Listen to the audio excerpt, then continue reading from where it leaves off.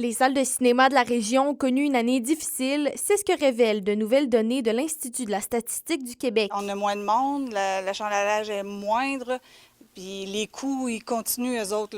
L'électricité, elle reste là, nos coûts de projection, ils sont les mêmes, téléphone et tout. C'est pas facile, là, des bouts, là, je te dirais, mais on réussit toujours à se maintenir la tête en dehors de l'eau. À l'échelle provinciale, l'achalandage dans les cinémas a diminué de 15 % l'an dernier comparativement à 2024. En Abitibi-Témiscamingue, en l'espace de 5 ans, la fréquentation a reculé de près de 30 % De notre côté, c'est une baisse de 34 de l'année qu'on vient de compléter par rapport à 2018-2019. Puis ensuite, j'ai comparé avec l'année dernière, qui était 2024-2025, c'est nos années financières, nous.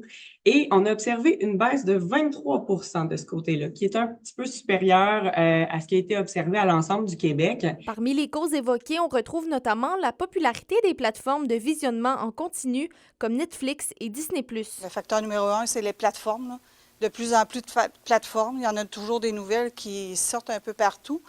Mais il y a aussi le fait que les gros blockbusters ne sont pas au rendez-vous comme on l'espère à toutes les fois.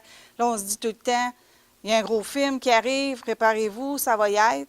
Mais finalement, ça, on passe à côté encore. L'Institut révèle également qu'un seul film québécois figure dans le top 10 des films les plus populaires en 2025, la comédie Menteuse. Se fait littéralement avaler par la machine américaine qui dispose de moyens absolument pharaoniques. On n'est pas capable de combattre ça, mais il faut que les films restent en salle, il faut qu'on en fasse la promotion, puis il faut inciter les gens à aller voir.